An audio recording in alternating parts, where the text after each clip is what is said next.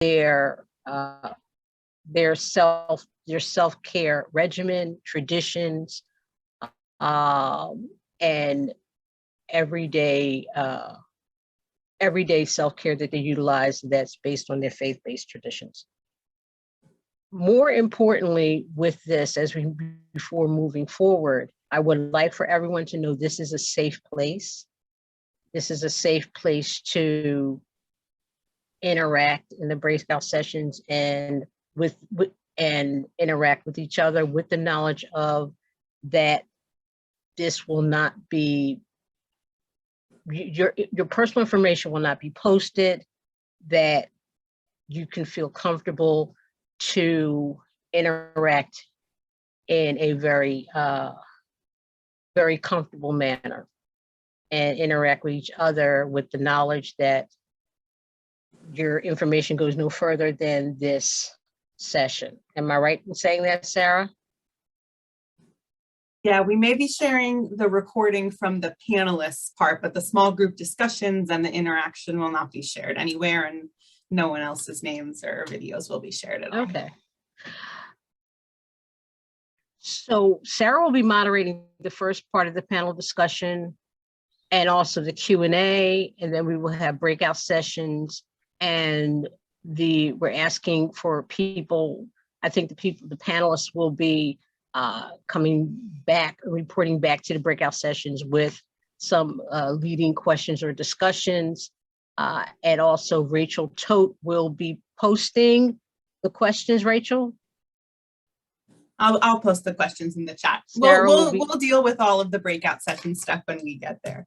Okay, and that's pretty much our format. So back to you, Sarah. Awesome, thanks. And I'll just add a couple of things that Pam and Rachel are on the alumni committee and have pulled this event together. And also moving forward, we want to know the topics that you're interested in. So whether that's in the chat or in an email afterwards, please feel free to let us know what topics you're interested in hearing more about down the line. And also, as Pam said, throughout the panel, you can post questions in the chat, and we'll have a Q&A section at the end where hopefully we'll be able to get to them. As many of them as possible. So I am going to spotlight our panelists here. So just give me a moment. So I hope that you are all able to read the bios of our panelists. There we go. I hope that you are all able to read the bios of our incredible panelists, but we have here Abby Stamelman-Hockey, Chelsea Odner, Rachel Tote, Aziz Nathu, and Pastor David Smith. And I'll just open up with a broad question of who are you, what's your faith tradition, and what is your definition of self-care? And we'll start with Chelsea. Nice. Hi, everybody. I'm really happy to be here.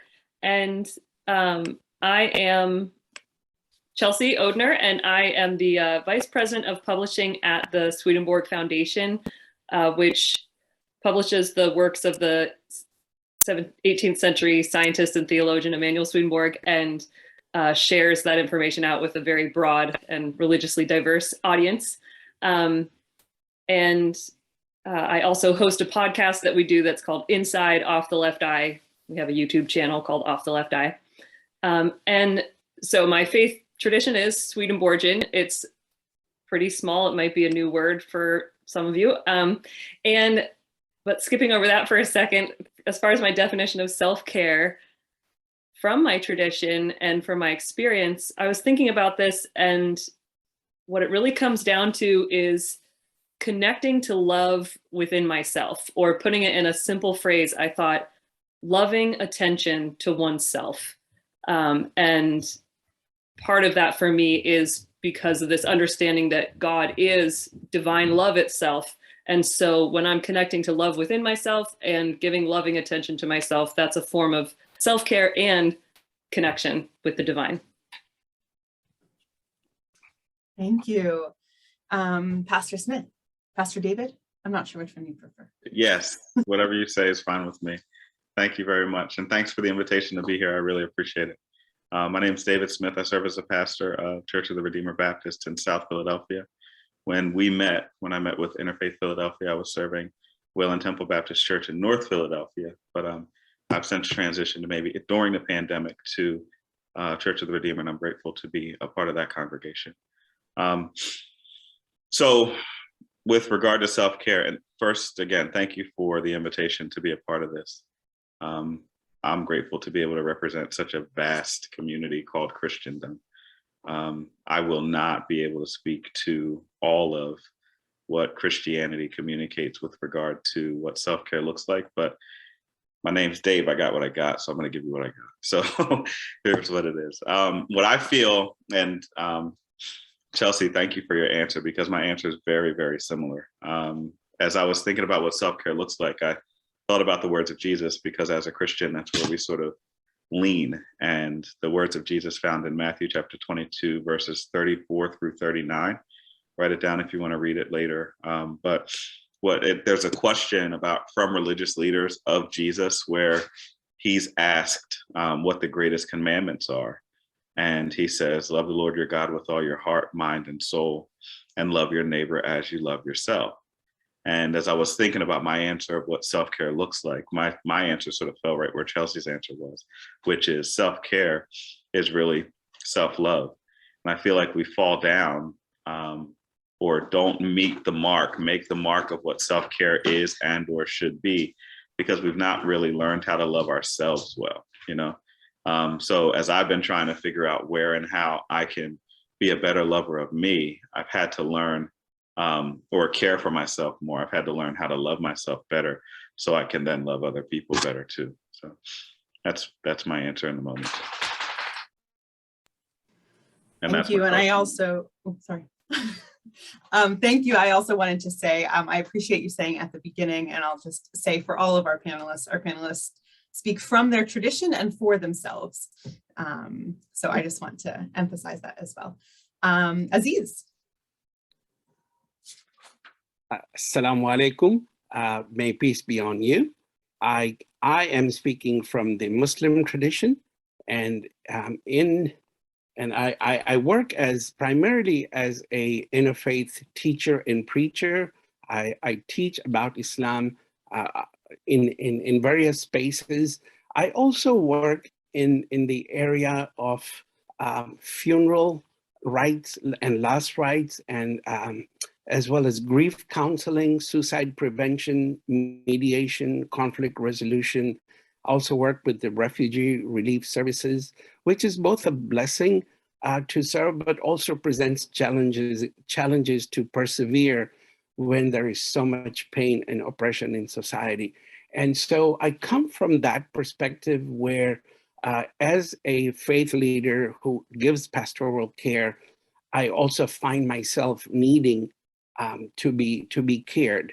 And in my faith tradition, now just to give you a little more background on myself, I was born in East Africa. I'm of ethnic Indian heritage and was educated in schools of Muslim and Christian charitable institutions, and have a deep appreciation of faith-based organizations which are dedicated to the service of humanity.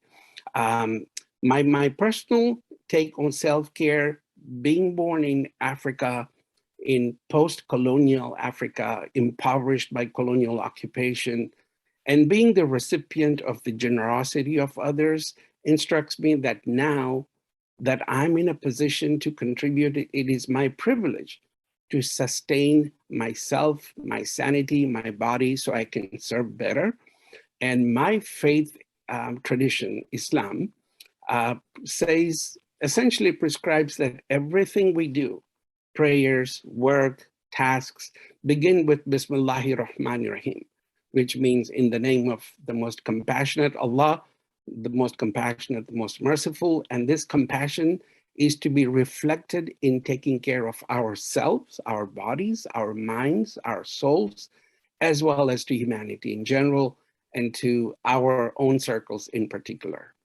Our prophet to whom we look as an example, was titled as Rahmat al-Alameen, a mercy to the nations, a mercy to the world. And that mercy is to be integrated, including being merciful to the self, so that then one can reflect that mercy onto others.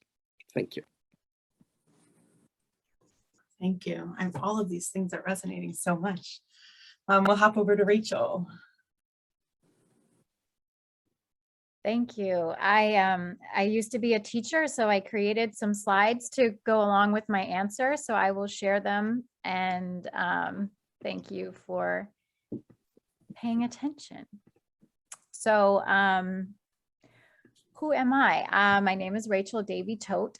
I am a witch and international educator, and so there's many things that one can say about oneself when they talk about who they are, but I am a learner, I'm a spiritual person, I'm a witch, an explorer, an educator, many, many things. I'm a divine being.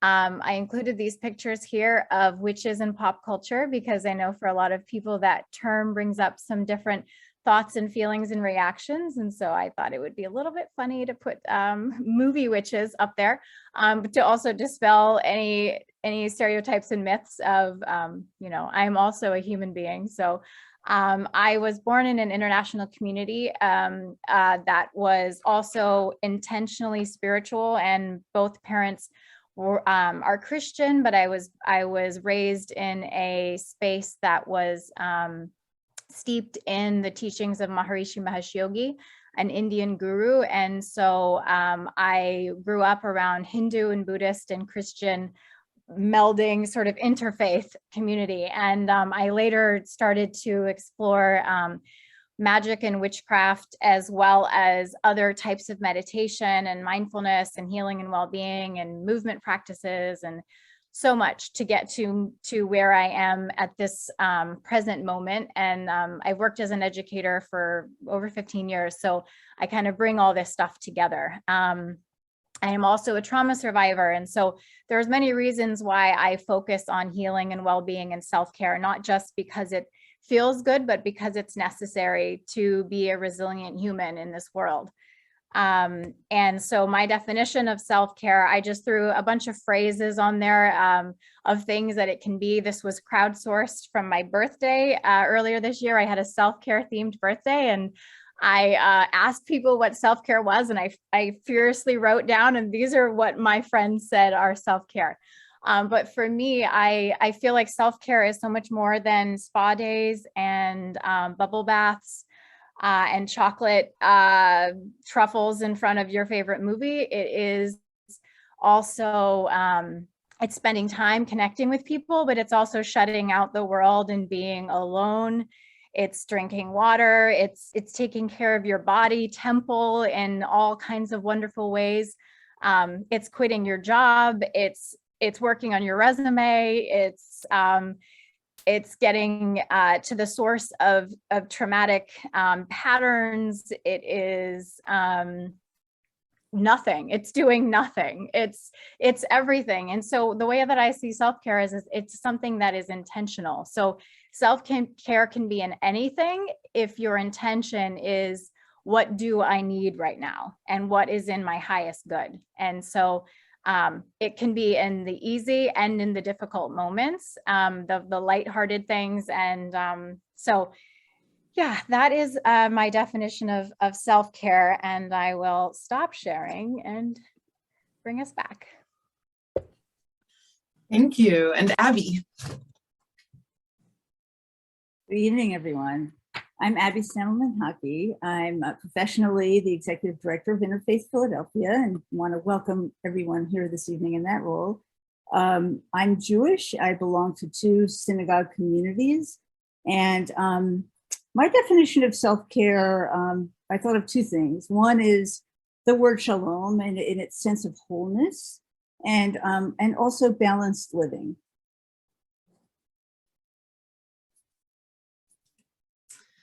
Thanks. We heard a lot of overlap there and also a lot of different aspects of it. And I do want to invite the panelists to also feel free to comment on what each other are saying, but I'm also going to pose the second question, which some of you have also touched on pieces of this, but what does your faith tradition say about self-care? And what are the practices embedded in it? And I know that some of you did embedded in your faith tradition for self-care. And I do know that some of you did address that. But if you have anything to add. So we're going to go reverse order this time. So Abby, we'll start with you. Okay. So in Judaism, the things that there's many practices that reinforce a sense of self-care. I mean, beginning with the fact that the precept of all of us being created in the image of God, and that gives us both humility and and the desire to take that gift of life very preciously. Self-care is built into the rhythm of Jewish life. The week revolves around Shabbat, around the Sabbath. Time comes to a peaceful close by Friday evening. There's rituals to mark the beginning and the end of Sabbath, Shabbat on Saturday evening. There's prayer, study, rest, family gathering. And, of course, there's many contemplative practices in Judaism, and many ethical practices around self-care. There's prayers in the morning that just express gratitude for awakening, for that every part of our body is working. So I think those are just some of the things that kind of came to me that are reinforced in Jewish practice. Thanks, Rachel.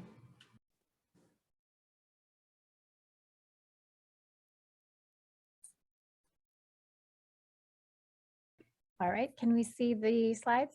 I think I just did something weird. Let me stop sharing. All right. So there are so many ways in which magic connects to self-care. If we think of our bodies like a machine, which it's not, because it's a incredibly immense, infinite thing, but if it were a machine, we could say that self-care charges our battery to do our magical spiritual workings. Self-care also maintains the machine, and then self-care itself is the magical act. So I use, this slide is a little bit busy, but I use pictures of real live witches just to show the ways that that magic and witchcraft is very inclusive of so many different people from all over, and we all can, oh great, silly. So it won't go to the next slide. I have one slide that shows a number of different practices that are self-care, and it was hard to really even get things to fit on one slide, but this is just a sprinkling of possible ways in which self-care fits into magical, pagan, witchy practices. So one of the fundamental aspects of practicing magic is grounding, cleansing, creating sacred space. All of those things are a form of self-care. When you learn and read and expand your mental knowledge, that is self-care. Doing energy work to heal is self-care. Let's see, there. Then finding balance in nature. So a lot of witches are very focused on ethical practice and in terms of the different communities that we live in and the land that we live on, and the balance that we have with nature. And so that is a form of self-care and care for your world community. Ritual baths and glamour magic, candle magic, living with intention, connecting with plants, divination, essentially learning about yourself and the present moment, and healing the past, things like that, breath work, meditation, journaling, reflection, all of, like, so many of the things that witches do as magic are also things that people do as self-care. So they go hand in hand.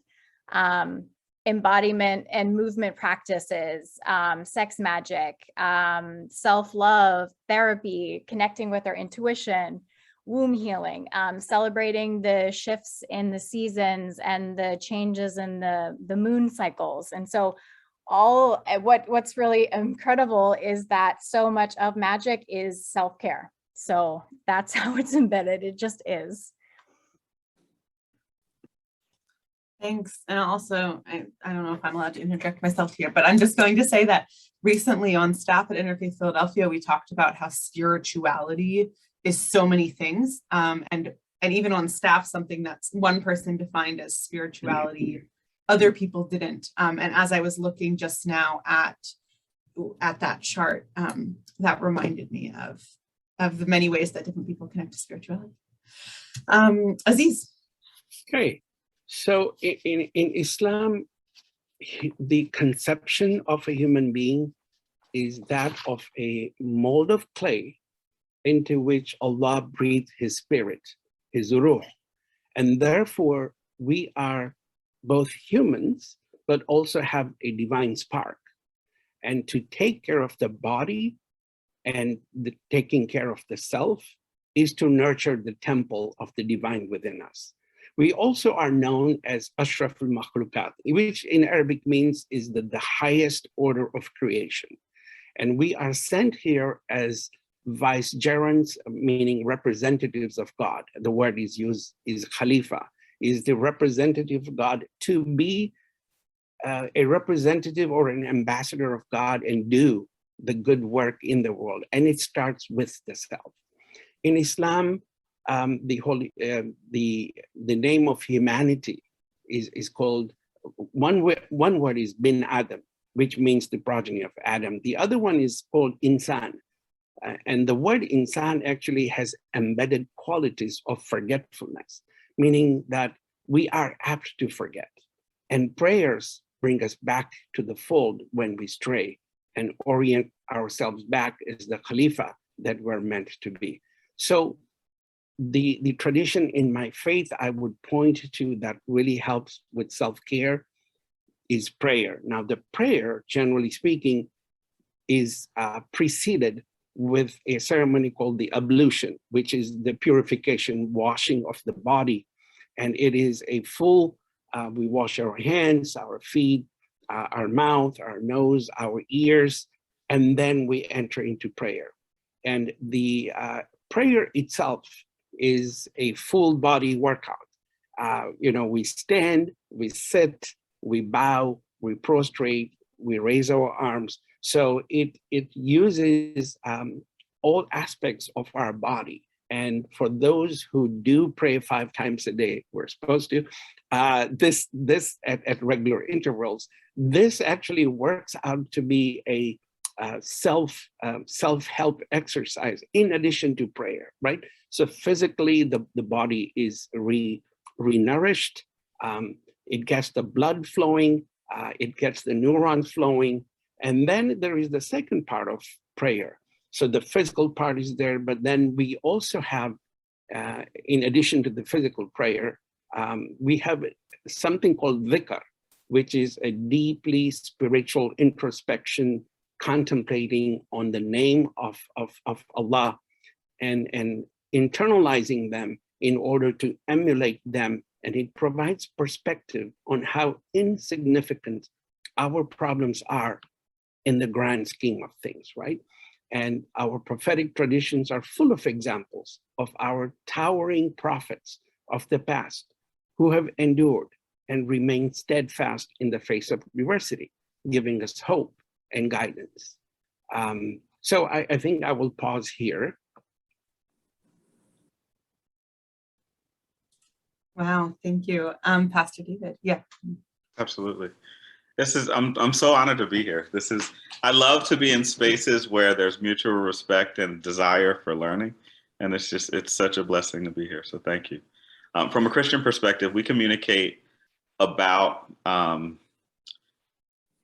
about self-love from the perspective of spiritual discipline. A bunch of people have written a whole bunch of books about spiritual disciplines, but I lean on two of them. One of them is Soul Feast, and the other is, I think her name is Marjorie Brown Taylor, and the other that I lean on pretty heavily that I want to communicate from for today is a book called Celebration of Discipline by Richard Foster.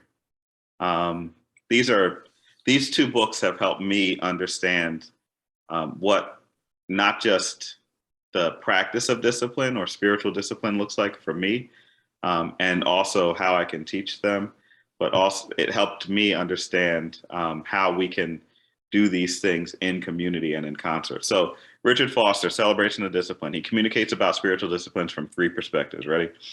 Inward disciplines, outward disciplines, and corporate disciplines. Inward disciplines are meditation, prayer, fasting, and study, the stuff that helps you just interpersonally. These are the things that they don't go outside of yourself. They're just inward disciplines: meditation, prayer, fasting, and study. Outwardly, the things that other people can see are things like simplicity, living in a simple life; solitude, living alone in a way that allows people to come to you; submission to self and others; and also service to others. And lastly, corporate disciplines. So corporate disciplines are opportunities that we take to confess one to another, worship, corporate worship, guidance of other individuals or being guided yourself. And lastly, celebration, celebrating the goods, the bads, and the uglies that life has to offer you. Again, so we talk about them from the perspective of spiritual disciplines: inward, outward, and corporate. And the list is meditation, prayer, fasting, study, simplicity, solitude, submission, service, confession, worship, guidance, and celebration. 12 of them.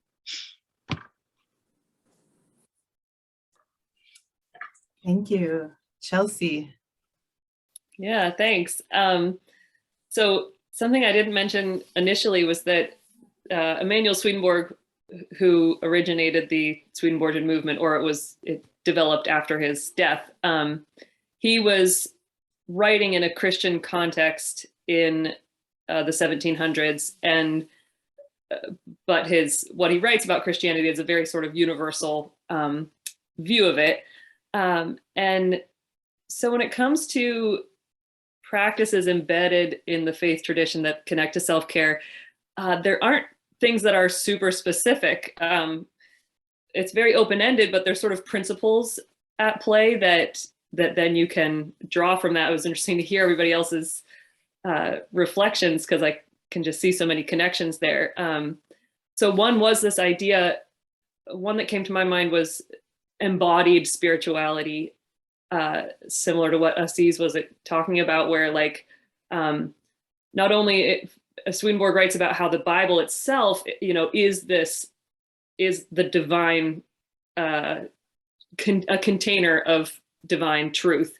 And so the interplay of having a physical text communicates divine things. And then so also our world itself is kind of like a sacred scripture that then we receive spiritual nutrition from.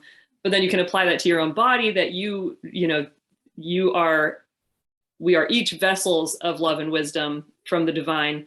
And so there's this understanding of it's important to take care of yourself as a vessel of that. And then Swedenborg even goes so far as to really describe how our bodies are a map of heaven. And so we are a living embodiment of heaven. And so sort of the value and intricacy of taking care of yourself because of how you are a reflection of the divine and of heaven. And then also this quality that because there's this channel of connection between us and the divine, when you take it back in levels, when you're taking care of yourself, you are caring for God, which sounds just very similar to what other people have shared. And especially because that helps you be able to live in the world and be of service to others and just support, our shared life together. So that's what came to my mind when reflecting on this question. Thank you. Wow, I gave myself like a little notebook to write down quotes that stood out to me, but I have no space left. You are all just saying such profound things. So you all shared with us your definition of self-care, the representation of self-care in your faith, and now the question is more personal, is what does that look like for you? What are your personal expressions of self-care? Are they inspired by your tradition? How did you come to get them, like to acquire, to adopt those practices? And I'm also going to throw in my last question here too, because I think it's part of the same question, is what are the challenges that you face as you care for yourself and care for the divine within you, those around you, all of the things that you're saying, what are the challenges that you face with that? And I think we will start with Aziz. Okay, so as far as personal approach to this is just because I work, as I mentioned, in quite a few spaces, which really does bruise the soul, because you're dealing, especially when you're dealing with refugees who have had to endure so much misery and oppression. It wears me down. I have to be honest. When I get home, when I'm done with, it is my honor and it is my privilege to be in a position to help, but it also wears me down. And there is this beautiful saying that I live by: all it takes for evil to succeed is for good people to do nothing. And while it taxes me, I just find myself thanking God that I am in the position, even a little, to make a difference in this world, right? It's amazing. Again, when I was a child in Africa, we were on the receiving end, and the charitable institutions of both the Christian faith. One of the schools I attended was a Catholic school. Now I was left-handed, so imagine what happened to me. And also but they were wonderful nuns. God bless them. And I also went to charitable institutions of the Muslim faith, the institutions of the Aga Khan Development Network, meaning schools, hospitals, hostels. So again, if I have consumed earlier on in life, the way I see it is that this is a burden I want to carry. It is my privilege. And yes, I think it actually makes me a lot more resilient to deal with even more challenges. And so what do I personally do? I actually take solace in music. And there are some beautiful there is a genre of music in the Indian, Pakistani, Iranian kind of area called ghazal, and it is a contemplative, beautiful music that there's repetition of the word, and it kind of pulls you in, and you just get lost in it, and it is absolutely fantastic. It soothes the soul, and again in Islam, we are told to be a path of moderation. The Arabic word in the Holy Quran is ummat al-wasata, which is to be the middle path. So we can't be extremist. We're not allowed to be extremist of any kind. And therefore, while I am deeply invested in caring for others, to balance that, I also invest in caring for myself. And this is one pleasure that I take. I watch British soccer, and God, I love it. And it just takes me away for like 90 minutes, and I absolutely love it. And that's my pleasure. I will leave you with this, that we are instructed to take care of the body. Don't ignore the body, because it houses the mind and the soul. And we are encouraged to be part of the world and to contribute to it. And therefore we have to be we have to be the custodians of our own bodies and our own minds. I will leave you with a great quote from the great Muslim poet Rumi. Anytime you feel insignificant, that, oh my God, there's so much oppression and I'm just one person, remember this. He says, you are not a drop in the ocean. You are the entire drop contained in a single, the entire ocean contained in a single drop. Do not assume that you're insignificant. It is rain that nurtures the world, not thunder. That is just noise. So carry on our task with dignity and honor, inshallah, God willing. Thank you. Oh, wow. Thank you. Abby. I love that Rumi quote. Amazing. So lots of practices. I'm going to boil down to 3 self-care things that I rely on. One is, as a very kinesthetic person, all kinds of sport have to be part of my daily living. That's how I integrate things. It's how I release energy. And it, you know, having played sports from early in life, I learned endurance and that I have to pace myself. So I'm not a sprinter.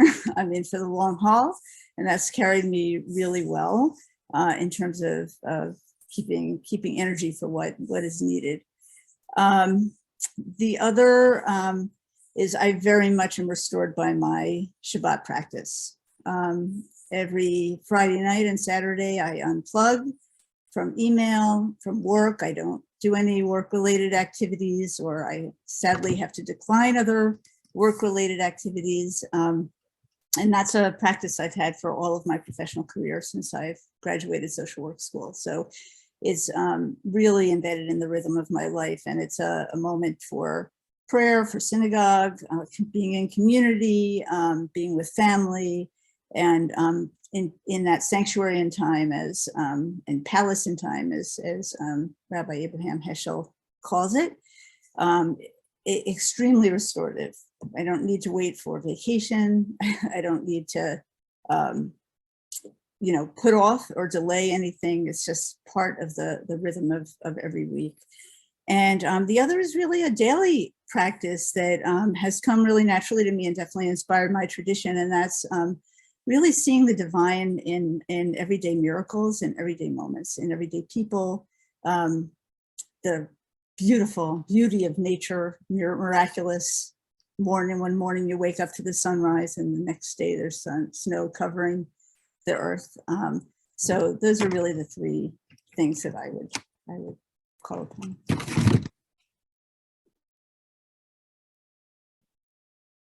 Thank you. Pastor David. I'm not sure about that that snow, but I'll take it if we have to. The things that inspire me, or the way that I categorize self-care for myself, are in 4 categories. I categorize self-care as spiritual care, physical care, intellectual care, and emotional care.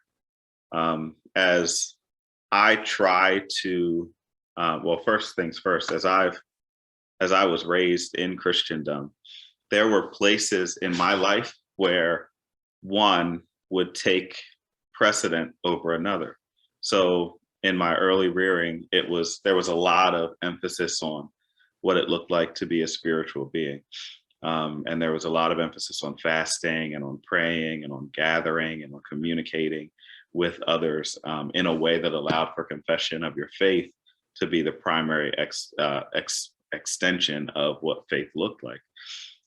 But I lost what caring for body, caring for mind, and caring for emotion actually would look like for me. And it creates in time, and I'm not trying to throw rocks in any way, shape, or form, but sometimes when there's opportunity or teaching that says lift up one portion of self-care above another portion of self-care, it creates opportunity for abuses to occur. And what I've found in Christendom at large is there have been times where spiritual health has been communicated above all other types of health, which then allows for individuals to say, well, as long as you're spiritually healthy, you can overeat as much as possible. Or as long as you're physically healthy, you don't have to worry about your intellect, your mind. As long as you're the smartest person you can possibly be, then your emotions can be as damaged as they want to be. But what I've tried to lean into over the last 10 years or so is trying to find a way to balance all four of those areas in my life where, and I've come to that balance with one simple statement. It's hard for me to say, sometimes I still get emotional, but I come to that balance with one statement that says, I matter too, you know? And being in helping professions, it's sometimes difficult for me to come to the place where spiritually, physically, and emotionally, and intellectually, I can find myself mattering just as much, not more than, but just as much as the people that God's called me to care for. But when I find that I'm out of balance, I'm finding that I haven't allowed myself to matter as much as I've allowed other people to matter. So spiritually, physically, intellectually, and emotionally, I try my best. What does that look like? It looks like exercising. It looks like eating good food. Like it looks like going to Produce Junction instead of Wendy's. You know what I mean? It looks like reading a book a month, even books that I know I'm going to disagree with, but I need to stretch myself in a way that allows me to think about someone else's perspective. It looks like digging into the hard places of my life, sometimes journaling about them, sometimes talking to other people about them, sometimes just sitting in the nastiness of past, present, or what I think future might look like. But all of that, as painful as it might be, to me, that's what self-care looks like to me. Well, thank you. And so far, all of you for all these reminders as well. And well, Chelsea. Great. Oh, I really appreciate those 4 categories that you shared, Pastor Smith, Pastor David. So my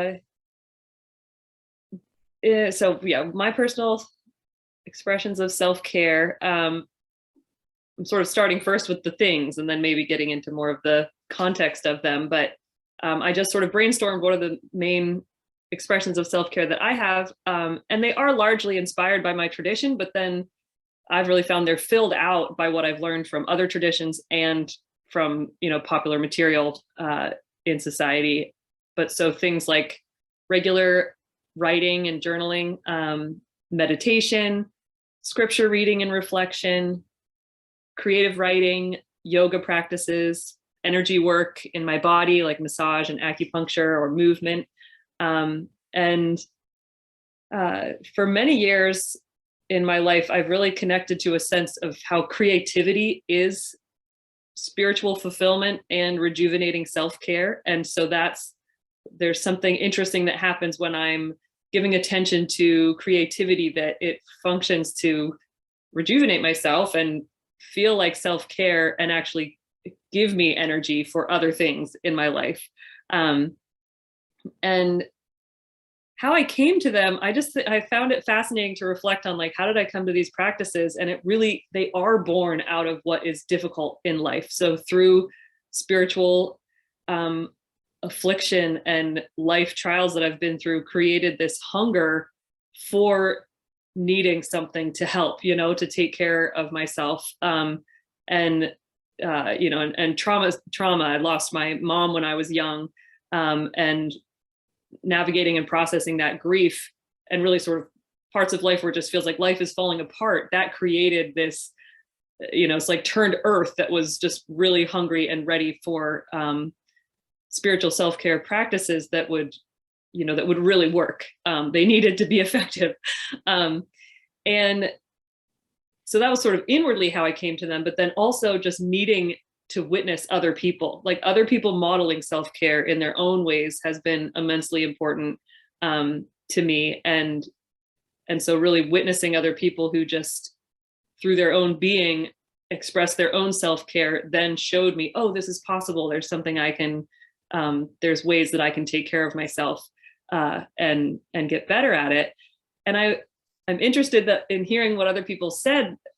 The subject of self-discipline as connected to self-care came up for me too, because in terms of like what challenges I face in my self-care practice, I feel like I used to face a lot of challenges. I remember feeling like when things felt incredibly hard, it was like, well, is this worth it? Am I worth it?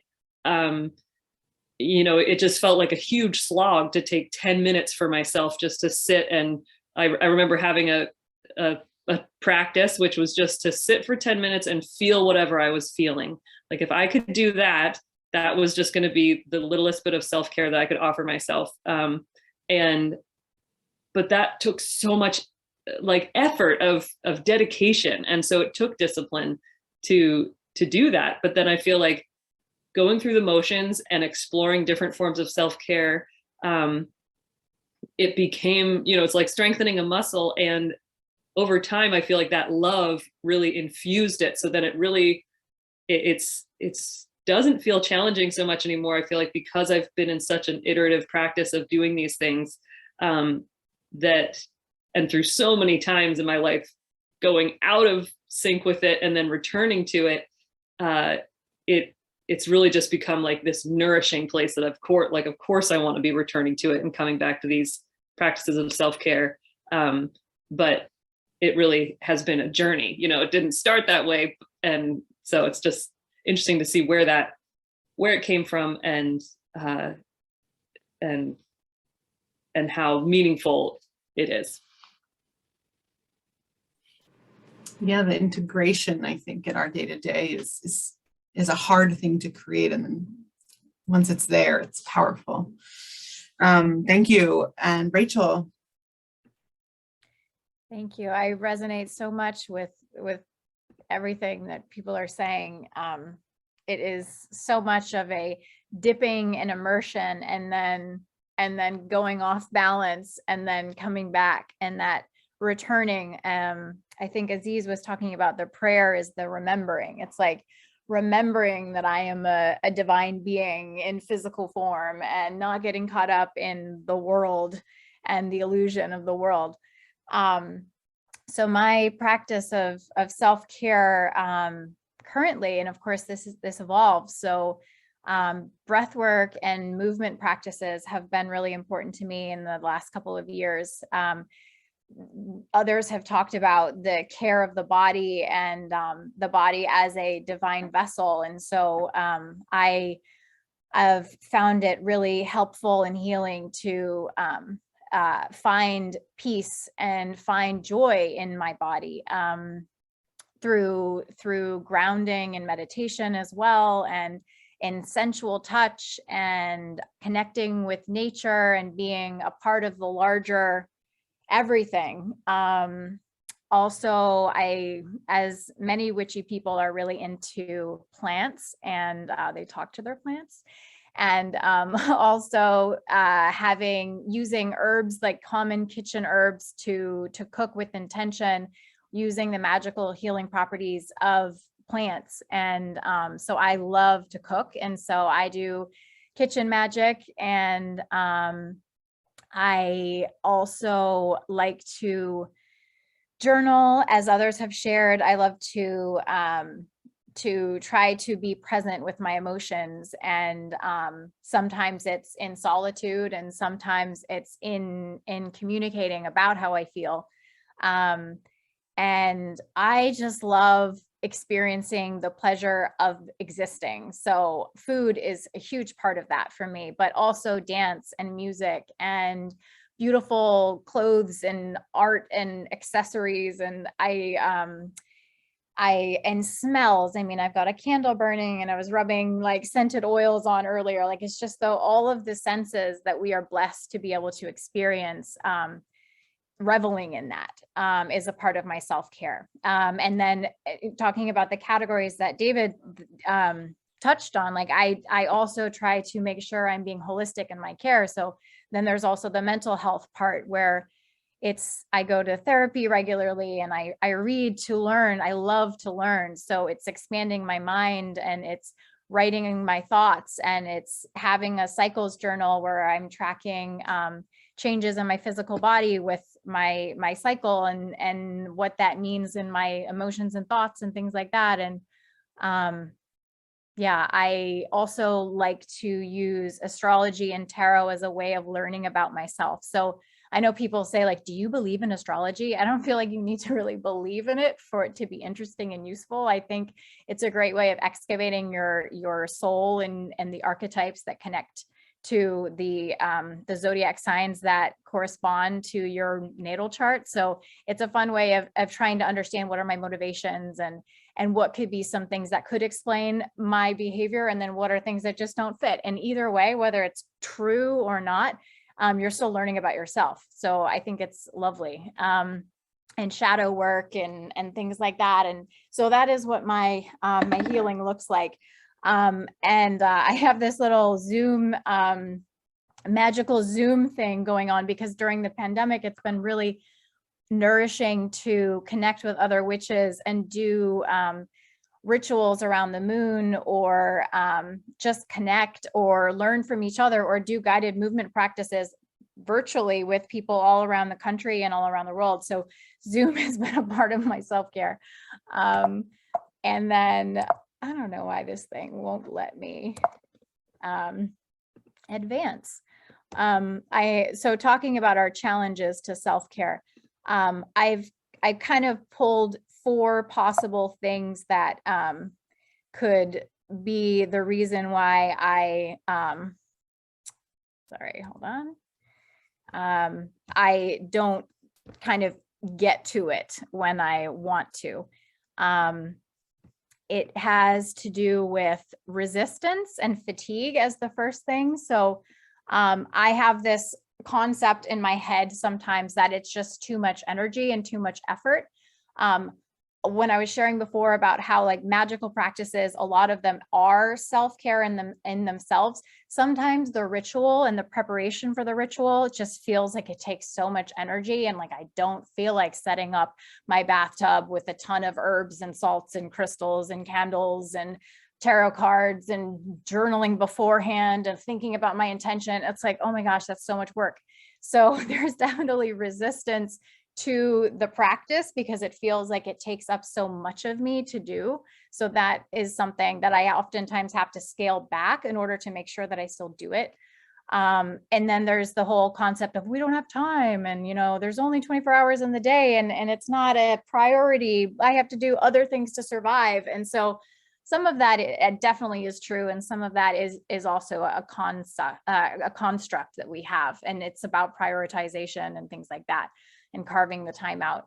And the last 2 are really related, the distraction and the doingness of life. I find that our society is sort of set up in a way that's very pro productivity and competing with one another. And so when we're trying to do something that is just to heal or just for ourselves, it is seen as you're a bad employee, or you're not a team player, or you're a selfish family member, or you're a lazy person. Why aren't you doing more? So I think there's the fighting that aspect of existing in our society that I have to do inside in order to do self-care.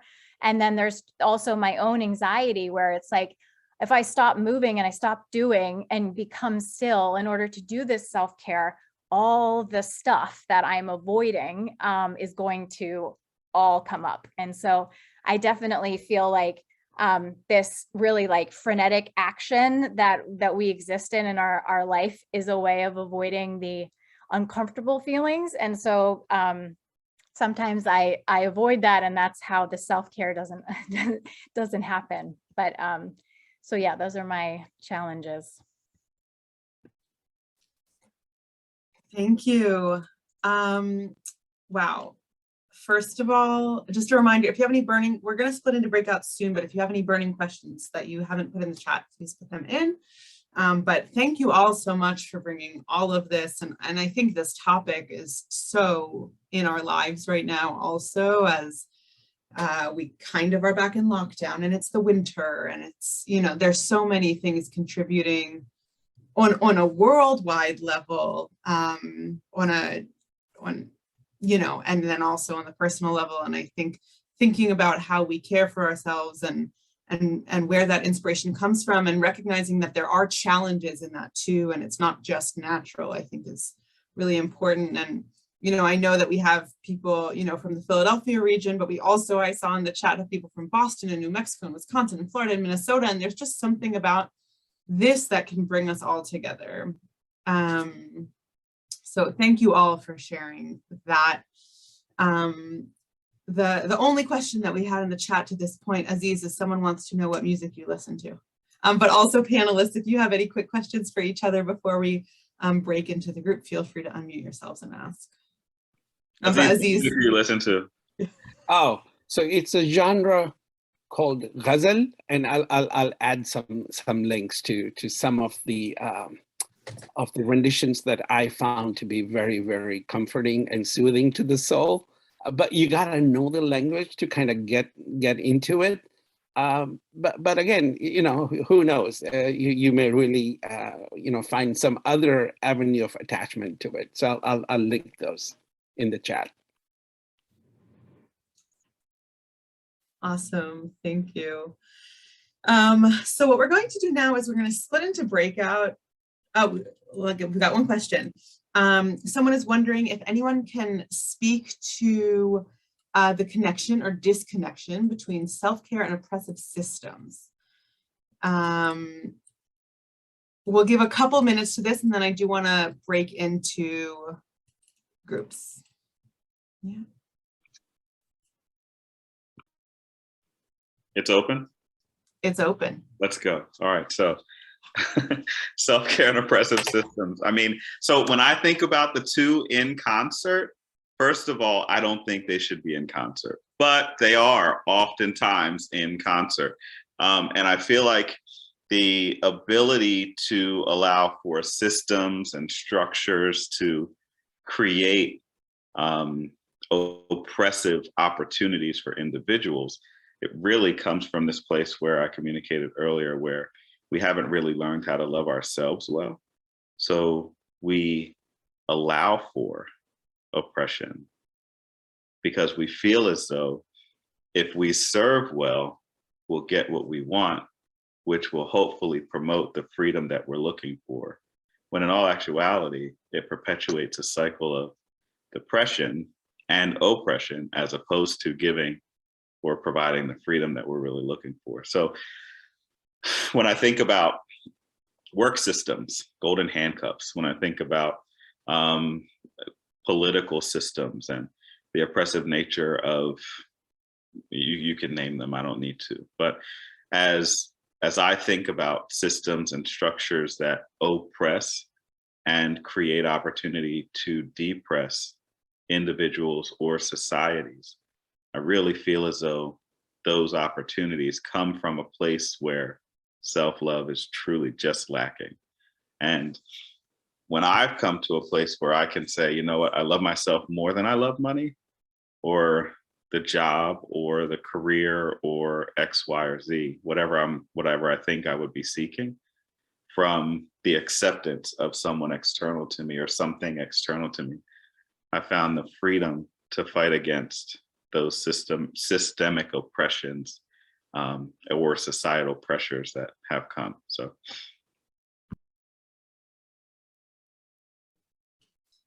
Thank you. So what we'll do now is we'll split in for 10 minutes. We're going to split into breakout rooms. The questions that we'll discuss, I just put in the chat, but what is your self-care? Where does it come from? And what challenges do you face? And of course, feel free to discuss the things that have come up here as well. There will be a moderator facilitator in each group who's also a participant. And we are going to ask that when people come back, that each group is going to share 1 or 2 highlights at the end as well. So with that, we'll see you soon. We'll be back in 10 minutes.